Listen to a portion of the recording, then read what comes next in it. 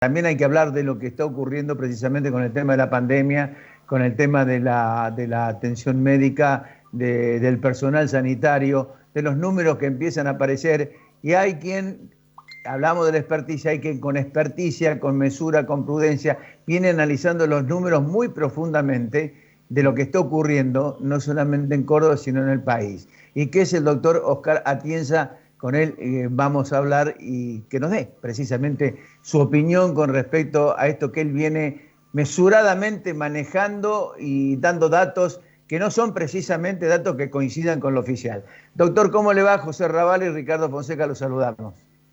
Hola, ¿qué tal? ¿Cómo están, José y Ricardo? ¿Cómo andan? Gracias por la convocatoria. Bien, doctor, ¿cuáles son los números reales? A ver. Bueno, a ver, uno siempre tiene que pensar que hay por lo menos un 80% de casos que no se detectan. ¿Por qué? Porque son asintomáticos. Es gente que anda circulando en la calle y nunca se va a enterar si realmente tuvo coronavirus o no tuvo coronavirus. Pero hay otra proporción, que es el 20% de la gente que hace síntomas y que puede ser detectada y que ellos también están siendo un poco subtesteados. Los números reales, yo diría que para Córdoba, al día de hoy, deben ser por lo menos 3 veces superior a los que nos están mostrando, que son los casos detectables. ¿Por qué? Porque en la segunda semana de septiembre la provincia cambió el modo de testeo. Ya no se testea más al contacto estrecho. Es decir, aquella persona que convive con alguien que dio positivo no se lo va a testear. Tampoco se lo cuenta en las estadísticas y es lo que genera un poco la preocupación y el problema para quien tiene síntomas y convive con una persona que dio positiva, porque prácticamente se lo deja librado a su azar y no puede llegar a justificar, por ejemplo, algún día de ausencia en el trabajo. Esa persona debería aislarse en su casa sin salir a trabajar, pero como no tiene ningún tipo de certificación de que posiblemente podría ser positivo, tiene que salir a trabajar. Entonces, allí estamos perdiendo muchísimos casos que no están siendo testeados y tampoco están siendo tenidos en cuenta en las estadísticas oficiales. Así que yo calculo que sobre estos 1.200 casos más o menos, que están un poquito más sinceros que los de ayer, tenemos que multiplicarlo por lo menos por 2 o por 3 y vamos a tener una dimensión más o menos cercana a la realidad de lo que son los datos en Córdoba. En Buenos Aires, por ejemplo, en provincia de Buenos Aires, a estos casos se los toma como positivo, aun cuando no se los testee. Y esa me parece que es una conducta buena porque nos acerca a un panorama mucho más real y nos permite tomar medidas un poco más cercanas a la realidad, ¿no? Ya lo hemos hablado con Ricardo acá en el programa, con algunos otros especialistas, pero la pregunta va hacia usted, doctor. ¿Hemos llegado tarde o es tardía esta cuestión que estamos ahora tratando de testear mucho más que lo que hicimos al principio de la pandemia? Yo creo que sí, yo creo que la cantidad de test nunca alcanzaron. Me parece que faltan muchísimos test. El secreto de esta pandemia es el testeo y el bloqueo de las personas que están enfermas. Pero aun cuando no tenga test, yo tengo el recurso del diagnóstico clínico. Hoy es muy fácil hacer un diagnóstico clínico sin necesidad de hacer un test sobre un caso positivo. ¿Por qué? Porque prácticamente el único virus que está circulando, el único virus respiratorio que está circulando es el coronavirus. Así es que aquella persona que tiene pérdida de olfato, pérdida de gusto o algún síntoma respiratorio, yo lo debería tomar como positivo, lo aíslo y aun cuando sea otra enfermedad, el efecto va a ser muy positivo porque voy a permitir que todas las personas que tengan algún tipo de síntomas puedan ser aisladas y tengan su justificación para con su trabajo. Así es que aún en la falta de test me parece que la estrategia podría ir por el lado del diagnóstico clínico, que no hace falta mucho para poder hacer ese diagnóstico. Hace falta que un médico lo vea y analice, haga un examen y nos vamos a dar cuenta inmediatamente si es coronavirus. Hoy el único virus respiratorio que está circulando a nivel nacional y a nivel mundial. Es decir, han bajado, por ejemplo, la cantidad de casos de gripe, de algunos virus, de los otros coronavirus, por ejemplo, las otras 6 cepas que nos afectaban periódicamente. Así que yo creo que habría que avanzar, ya que no queremos gastar plata en los hisopados, avanzar en el diagnóstico clínico y aquella persona que tenga síntomas que concuerden con lo que es el coronavirus, ya aislarla. Con eso nos va a permitir acercarnos un poco más a la realidad y darle herramienta a la gente para que se pueda cuidar un poco mejor. Doctor, una consulta. Este incremento imprevisto así de los contagios y la amplitud, la flexibilidad en cuanto a la amplitud que el gobierno ha llevado adelante en cuanto a la facilidad para poder circular, impedir o abrir el aislamiento, digamos, es una causa y consecuencia para tratar de justificar lo que se venía ocultando. Yo creo que es más que yo creo que es una consecuencia, digo, me parece que la apertura indiscriminada de actividades nos han traído a este tipo de situación. Y hay actividades que se abrieron y que tuvieron un impacto claro 10 o 15 días después, con un aumento de hasta un 300% en la cantidad de casos, como fue la apertura de bares y restaurantes. Que si uno lo mira en otros países pasa exactamente lo mismo. Por ejemplo, España, Italia, cuando empezaron a descender, cuando vieron su pico y empezó a descender la cantidad de casos, y por allá por el mes de junio, julio, tenían prácticamente 0 casos, comenzaron con la apertura de bares y restaurantes. España, por ejemplo, tuvo su mayor pico en el mes de marzo con 9.000 casos diarios. Después de la reapertura del mes de julio, esta semana ha tenido días de 15.000 casos, es decir, prácticamente se les ha duplicado la cantidad de casos y están ligados, ellos lo ligan directamente con la apertura de los bares, restaurantes, playas, actividades recreativas, dieron permisos a las reuniones familiares, reuniones sociales, la gente empezó a salir, a movilizarse. Entonces, a partir de allí tuvieron un nuevo incremento de casos y están en este momento con un brote que los va a llevar a un escenario, les diría que mucho más complicado del que tuvieron en marzo. Y en Córdoba, la realidad pasa por lo mismo. En Córdoba prácticamente hoy tenemos un 95% de las actividades en pleno funcionamiento.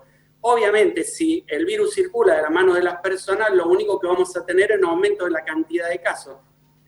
No hay ningún tipo de medidas en Córdoba que tiendan a frenar la cantidad de casos, es decir, a restringir la circulación de las personas. Y creo que sería el momento de poner un freno, de frenar bruscamente el nivel de contagio para poder avanzar en la segunda etapa de la pandemia, porque nos queda un largo trecho hasta que llegue la vacuna, que calculo que va a ser entre febrero y abril. Entonces tenemos que cuidarnos, porque no es lo mismo encarar este segundo periodo que nos toca con 1.200 casos diarios, que deben ser por lo menos unos 3.000, a encararlos con 300 o 400. Es decir, hay que empezar a frenar y acelerar. Esto es como manejar un auto. Pongo primera, segunda, tercera, bajo a segunda, primera, freno, vuelvo a arrancar. Es el único modo que hay para poder manejar esta pandemia. Tristemente no hemos encontrado otra solución. Doctor, días pasados hablaba con el doctor Pizzi. Él me señalaba que, según lo que ha analizado, los datos que se tienen de la ciudad de Buenos Aires, el amesetamiento o la baja, aunque no tan importante, pero comenzando a bajar, él estima que en octubre, a mitad de octubre, podremos tener ya un amesetamiento en Córdoba y comenzar a descender. ¿Usted ha hecho algún análisis sobre esto? ¿Tiene algún dato? Sí, yo lo escuché hoy también al doctor Pizzi y, bueno, su planteo tiene algo de lógica, pero cuando uno mira el mundo, lo que está pasando en el mundo, el virus reacciona a la intervención del ser humano. Es decir, cuando se ameseta, cuando la movilidad de las personas en la calle disminuye. A medida que la movilidad de la gente aumenta, y esto lo podemos ver con la movilidad de Google, por ejemplo, que nos dice cuando la gente está en la calle, tiene casi una directa relación con el aumento en la cantidad de casos. Y, a ver, lo que algunos plantean que es que a medida que aumente la cantidad de personas inmunizadas en la Argentina, va a disminuir la cantidad de casos. Por ejemplo, en España no se vio. En España, después de la tremenda circulación que tuvieron en el mes de marzo, que se les colapsó absolutamente todo, hicieron un estudio y el virus circuló en el 5% de la población. Es decir, que a partir de la cuarentena brusca que tuvieron ellos, tuvieron la disminución en la cantidad de casos. No tuvo que ver con la cantidad de personas infectadas. Esto de la inmunidad del rebaño en realidad es un desarrollo teórico.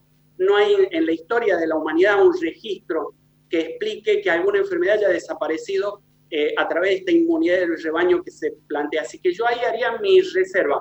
Yo no estaría tan seguro de que en octubre vayamos a ver algún tipo de meseta si no intervenimos. Si no intervenimos, la escalada de casos va a seguir como sigue en Estados Unidos y en Brasil. uno ve que siguen aumentando los valles contactos día a día.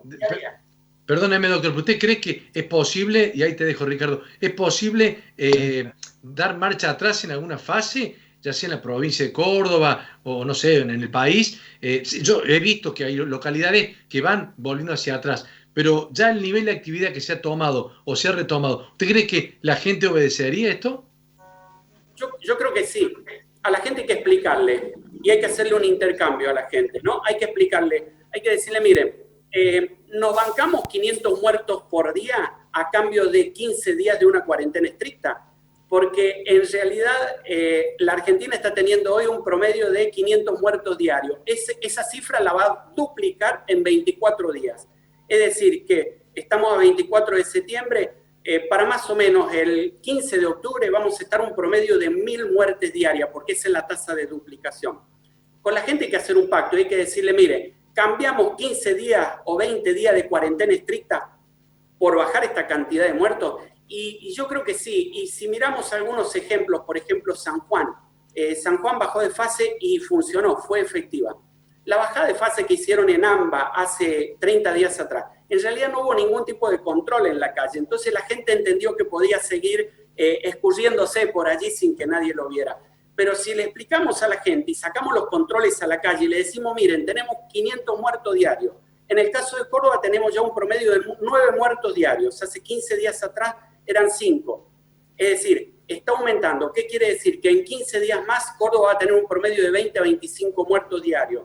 ¿Vamos a soportar eso? ¿Canjeamos esa cifra por 15 días de una cuarentena estricta? Y yo creo que sí, porque si no, está muriendo gente que no debería morir. Digo, lo que tenemos que tener en claro es que los 500 muertos diarios que hay en la Argentina es gente que no debería morir. Así es que allí me parece que hay que hacer un pacto y entre todos tratar de frenar un poco esto, al menos enfriar un poco la pandemia. Yo no creo que en 15 o 20 días lo bajemos a cero, pero por lo menos vamos a enfriarlo un poco, vamos a retrasar el nivel de contagio y nos permite llegar a la vacuna en el mes de febrero, que ya prácticamente estaría. Así que yo creo que vamos a tener que armar algún tipo de pacto los argentinos, porque no sé si nos vamos a bancar 1.000 muertos diarios. Doctor, simplemente la última pregunta, si puede ser sintético. Con el aumento de los contagios y con el ya prácticamente confirmado deterioro del personal de salud por distintas causas, ya sea por el contagio, por enfermedades, por cansancio, por agotamiento, ¿está en condiciones la salud de Córdoba de prestar los servicios ante el incremento precisamente de los contagios? No, yo creo que Córdoba ya está en un nivel de agotamiento del sistema preocupante. Si bien hay camas libres, lo que no hay es personal de salud que lo pueda llegar a atender. Córdoba, hasta la semana pasada que yo llevaba la cuenta, teníamos más o menos unas 300 personas del equipo de salud afectadas por la pandemia, enfermas. Fíjense la noticia del Hospital Clínica últimamente, 40 personas del sector salud allí infectadas. Entonces, con un hospital que está prácticamente fuera de servicio, con un Misericordia en donde ha habido un reemplazo del servicio de pediatría por un servicio de COVID para adultos. Están tratando de convertir algunas especialidades médicas en terapistas. Digo, ya creo que el nivel de agotamiento que tiene el sistema sanitario de Córdoba no va a soportar 30 días más a este nivel, así es que espero que tomen algún tipo de medida porque me parece que estamos caminando por un hilo muy, muy delgado, ¿no? En cualquier momento, ya Río Tercero, Villa María, Río Cuarto no tienen capacidad de ningún tipo, ni hospitalaria ni a nivel de personal. Y eso lo vamos a empezar a ver en breve. Doctor, agradecido por su tiempo, muy amable, ¿eh? Doctor, muchas gracias. Un gusto. Tenga buenas tardes. Gracias. Bueno, pasó el doctor Oscar Atienza con definiciones muy claras de la evaluación que hace. Absolutamente claras. Absolutamente claras. Y contundentes, o sea, que reflejan otra visión de lo que es la realidad y se ajusta un poco a estos 71.000 no detectados en Córdoba que hoy se publica, ¿no? Que aparece la publicación hoy, ¿no? Sin dejar de reconocer, Ricardo, la invalorable tarea que lleva adelante la gente que trabaja en salud, la gente del COE. Yo los he visto trabajar a propósito de que yo tuve que hacerme el hisopado, etcétera, etcétera. He visto cómo trabajan impecable. Pero claro, hay números que se van atrasando, que no llegan a tiempo, y entonces eso es lo que estamos tratando de marcar.